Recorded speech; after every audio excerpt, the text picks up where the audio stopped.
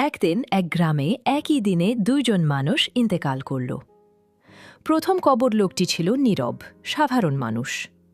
মানুষ তাকে খুব একটা চিনত না, কিন্তু সে নিয়মিত নামাজ পড়ত, হারাম থেকে বাঁচার চেষ্টা করত আর গোপনে আল্লাহকে ভয় করত। কবর দেওয়ার পর তার কবর আলোয় ভরে গেল। ফেরেশতারা নেমে এলো, শান্ত কণ্ঠে বলল, ভয় করো না, দুঃখ করো না। এই হল সেই জান্নাতের বিশ্রাম যার প্রতিশ্রুতি তোমাকে দেওয়া হয়েছিল। কবরটা হয়ে গেল জান্নাতের বাগানের মতো, সে শান্তিতে ঘুমিয়ে পড়ল।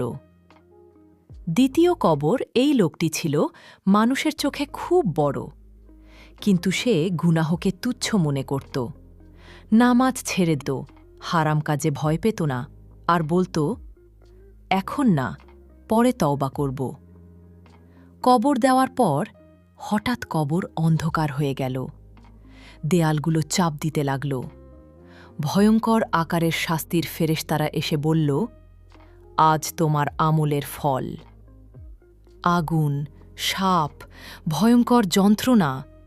সে চিৎকার করে উঠল, কিন্তু ফিরবার আর কোনো পথ রইল না। শিক্ষা: কবর দুই রকম, একটা জান্নাতের বাগান আর একটা জাহান্নামের গর্ত। এটা ঠিক হবে আমাদের আমল দিয়ে, আমাদের পরিচয় দিয়ে নয়। আজই তওবা করি, কারণ পরে বলার সুযোগ কবর দেয় না।